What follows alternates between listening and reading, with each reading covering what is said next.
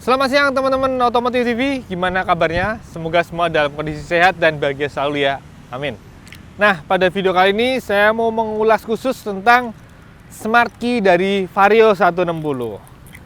Ini fungsinya buat apa aja, terus penggunaannya gimana, sampai cara setting-setting suaranya gimana, simak sampai akhir. Jadi teman-teman, Vario 160 ini baik yang versi ABS maupun yang CBS, standarnya sudah mendapatkan fitur Smart Key atau keyless gitulah ya. Maka untuk menyalakan motor, kita tinggal tekan tombol knopnya, kita putar ke I atau ignition, tarik rem belakang, tekan tombol starter, maka mesin menyala dan jalan. Simple banget. Tapi fungsinya nggak cuma itu teman-teman, ada banyak. Oke, kita ulas saja. Jadi setiap pembelian motor, bagian Smart Key-nya kita akan dapat 3 komponen, yaitu remote-nya sendiri, yang kedua adalah emergency key, dan satu lagi sebenarnya ada ID tag teman-teman, yang warnanya putih, ada angka-angkanya. Nah, kalau remote tentu saja fungsinya sebagai pemberi sinyal kepada motor, yang dalam hal ini adalah SCU. Dia yang akan berkomunikasi apakah Smart Key-nya bisa diaktifkan atau tidak. Lalu kalau emergency key, tentu saja fungsinya sesuai dengan namanya. Ini berfungsi untuk membuka jok ketika akinya drop, sehingga kita bisa buka jok, bisa mengambil barang-barang yang diperlukan di joknya. Nah, ini menggunakannya tinggal buka di bagian panel di samping knop kontaknya. Itu tutupnya kecil, tinggal kita tarik, copot, lalu tinggal kita masukkan, kita putar, maka jok bisa akan terbuka. Lalu satu lagi ada ID tag. ID tag itu yang ada kode-kodenya, itu difungsikan saat dalam kondisi darurat teman-teman, yaitu ketika remote-nya hilang. Jadi untuk bisa menyalakan motor, maka kita tinggal menggunakan angka-angka yang ada di ID tag. Cara-caranya gimana? Khusus yang ID tag bisa teman-teman lihat di buku pedoman pemilik. Karena kalau saya ungkap di sini, nanti takutnya dimanfaatkan oleh orang-orang tidak bertanggung jawab, maling gitu lah ya. Takutnya dia tahu nomornya, dia bisa menyalakan motornya dan motornya bisa dibawa kabur. Makanya khusus yang ID tag tidak akan saya praktekkan di video kali ini. Oke, sekarang kita masuk ke penggunaan remote-nya. Nah, remote-nya ini dibekali dengan 2 tombol. Yang atas ini dipakai untuk answer back system dan alarm. Sementara yang bawahnya ini untuk menonaktifkan atau mengaktifkan remote-nya sendiri. Oke, sekarang kita praktekin cara menggunakan alarm dan answer back system. Jadi ketika kita tekan sekali yang tombol atas, nah ini maka mengaktifkan alarm teman-teman, ditandai dengan bunyi bip dan lampu sennya menyala bersamaan. Namun ketika kita tekan lagi, dia berubah akan jadi answer back system. Nah, lampu sennya nyala dan buzzernya bunyi. Kita tes dulu ya kinerja alarmnya. Ini alarmnya udah fungsi ya, saya geser gerakin. Nah, dia akan teriak. Untuk matiin buzzernya, teriakannya, kita tinggal tekan saja tombol tadi sekali, maka teriakannya akan berhenti, namun sebenarnya alarmnya tetap aktif. Nah, untuk menonaktifkan alarmnya, kita tinggal tekan knopnya saja teman-teman. Nah, ini udah mati dengan bunyi tadi bip-bip dan lambang Smart Key-nya nyala, itu artinya udah mati nih, lihat ya, udah mati kan. Nah, atau ditekan langsung ke on, itu juga pasti alarmnya sudah otomatis mati gitu. Kemudian tombol yang bawahnya ini untuk mengaktifkan atau menonaktifkan remote-nya. Jadi cara menonaktifkannya, kita tinggal tekan dan tahan sampai lampu LED di sini nyala hijau kenceng lalu nyala merah. Kalau udah merah itu artinya sudah mati remote-nya. Kita buktikan ya. Tuh, ini nggak akan bisa dinyalakan walaupun jaraknya deket. Jadi info aja ya, pembacaan remote ini adalah radiusnya 2 meter teman-teman. Jadi kalau dalam radius 2 meter, ketika remote-nya aktif, maka kita tekan, dia akan menyala. Lalu kalau menghidupkan gimana? Kan tadi udah kita matikan ya. Menghidupkannya adalah kita tekan dan tahan, dia akan kedip merah lalu jadi hijau. Nah, ini sudah aktif. Nah, sudah aktif lagi. Oke, gitu. Lalu untuk memutuskan atau mematikan Smart Key ini ada 4 cara teman-teman. Yang pertama adalah tekan lagi tombol knopnya. Yang kedua, kita menjauh lebih dari 2 meter. Saya praktekin ya. Nah, lebih dari 2 meter, maka dia mati. Yang ketiga, saat dalam kondisi nyala, kita diem selama 20 detik. Kita hitung ya, 20 detik ya. Nah, 20 detik, mati. Lalu yang terakhir, Yang keempat, tentu saja kita matikan remote-nya. Nah, mati.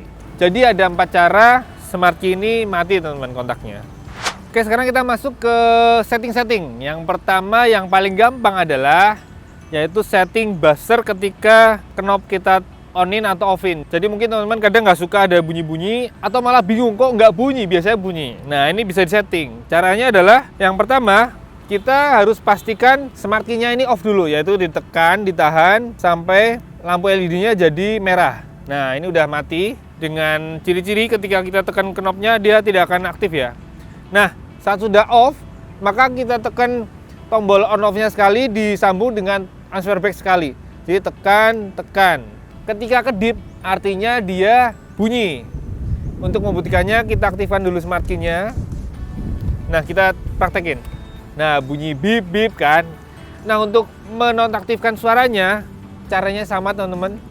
Kita matikan dulu smart key-nya, kita tekan on off-nya lalu disusul yang answer back. Nah, kalau dia menyala bukan kedip, artinya mati. Kita praktekin. Kita nyalakan lagi smart key-nya. Nah, nggak akan ada bunyi lagi. Tuh. Nggak ada bunyi bip-bip lagi kan? Jadi lebih anteng lah. Oke, setting berikutnya adalah mengaktifkan atau menonaktifkan buzzer dari answer back system. Kadang-kadang kan kita cukup perlu lampu nyala aja, atau kadang-kadang perlu sekalian ada buzzer sehingga ketika kita di parkiran kita nyari posisi motor, saat ditekan answer back systemnya lampu menyala sekaligus buzzer juga bunyi. Nah, ini settingnya ternyata gampang, teman-teman. Jadi dari dalam kondisi remote aktif kita tekan dan tahan tombol answer back systemnya. Kalau nyalanya merah, dia artinya answer back systemnya buzzernya mati nih. Tuh. Jadi cuma kedipan aja. Tapi kalau kita tekan dan tahan sampai lampunya nyala hijau, lalu bunyi bip-bip, itu artinya buzzernya aktif. Tuh. Nah, ini buzzernya aktif. Gampang banget ya. Oke, berikutnya saya mau kasih lihat cara atur volume buzzer dari answer back system, teman-teman.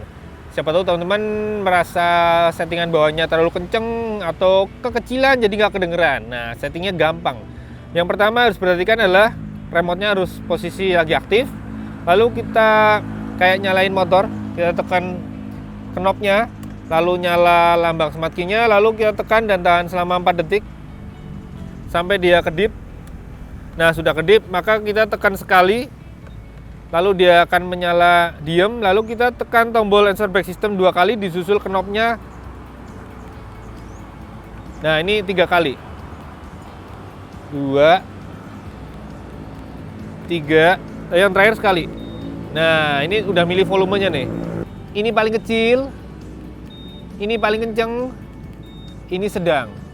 Ini paling kecil, ini paling kenceng, ini sedang. Nah, teman-teman pilih yang mana, misal yang paling kenceng ya.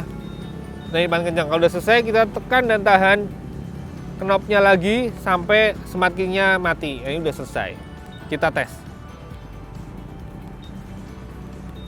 Tuh kan, suaranya sesuai yang tadi kita pilih. Nah, teman-teman, berikutnya yang bisa disetting adalah suara buzzernya. Jadi ada 3 pilihan juga. Nah, gimana caranya? Sebenarnya tahapannya sama kayak tadi waktu ngatur volume. Bedanya adalah nanti kita neken remote-nya ini 3 kali, sebanyak 3 kali. Oke, kita praktekin ya. Tekan lagi, tahan 4 detik. Udah kedip, tekan sekali. Lalu kita tekan remote-nya 3 kali. 1, 2, 3, 1. 1, 2, 3, 1. 1, 2, 3, 1. Ini suara pertama bip-bip 2 kali. Yang kedua bip-bip cepet. Yang ketiga 3 kali cepet banget. Jadi ada 3 pilihan nih ya. Ulangi lagi. Bip bip. Bip bip. Bip bip bip. Nah, ada 3 pilihan. Teman-teman suka yang mana? Kalau saya yang ini ya standar aja ya, yang bip bip. Oke, kalau udah selesai kita tekan knobnya, tahan sampai mati lampunya. Selesai. Kita tes nih. Bip bip dan suara kenceng. Beres. Oh iya teman-teman, kalau fungsi dasar dari knobnya rata-rata sudah tahu lah ya. Jadi asal remote-nya aktif, untuk menyalakan tinggal kita tekan. lalu kita putar ke bagian yang ignition. Kemudian untuk membuka jok, putar ke bagian yang tulisannya seat, lalu tekan lagi tuas atau tombol yang di sebelahnya ini, lalu bisa buka jok. Untuk mematikan, dari ignition bisa ke seat, bisa ke yang 0, atau sarannya sih sebenarnya sekalian ke kunci stang, jadi lebih aman. Dan akan lebih aman lagi kalau setelah itu smart key-nya dimatikan. Nah, ini sudah pasti nggak akan bisa dinyalakan, dan baterai smart key-nya pun jadi akan lebih awet karena dia tidak akan selalu memancarkan sinyal ketika dimatikan. Gitu. Terus saran lagi lainnya adalah antara smart key dan emergency key sebaiknya jangan disatukan. Jadi emergency key-nya ini sebaiknya ditaruh di tas gitu misalnya ya. Jadi kalau misal apes remote-nya jatuh, emergency-nya nggak ikut hilang. Terus satu lagi yang harus dipisahkan dan wajib adalah yang ID tag, teman-teman. Itu ID tag sebaiknya misal taruh di dompet ya. Itu karena benar-benar dipakai saat emergency banget. Dan jangan sampai orang lain tahu nomornya, yang karena bisa dipakai untuk menghidupkan motor. Jadi ID tag bisa disimpan di dompet atau di foto aja, atau disimpan kodenya aja di catatan kita di smartphone gitulah. Jadi lebih aman gitu. Kayak gitu teman-teman, video kali ini yang khusus membahas tentang smart key-nya dari Honda Vario 160. Jadi semoga dengan video ini teman-teman tidak bingung lagi ketika bingung kok suaranya hilang, kok suaranya kurang keras, kok suaranya beda sama motor yang lain. Cara-caranya tadi itu seperti yang sudah saya praktekkan. Gitu. Oke teman-teman, terima kasih buat yang sudah menonton. Jangan lupa like, subscribe, komen, share, nyalakan juga tombol loncengnya. Terus mampir juga ke channel kami satu lagi, Motor Second, yang membahas motor-motor bekas berkualitas. Dan mampir juga ke www.otomotifnet.com untuk info-info terbaru tentang dunia otomotif. Dan jangan lupa follow juga IG kami, otomotif_tv. Sampai jumpa di video berikutnya. Jangan lupa pakai helm kalau naik motor.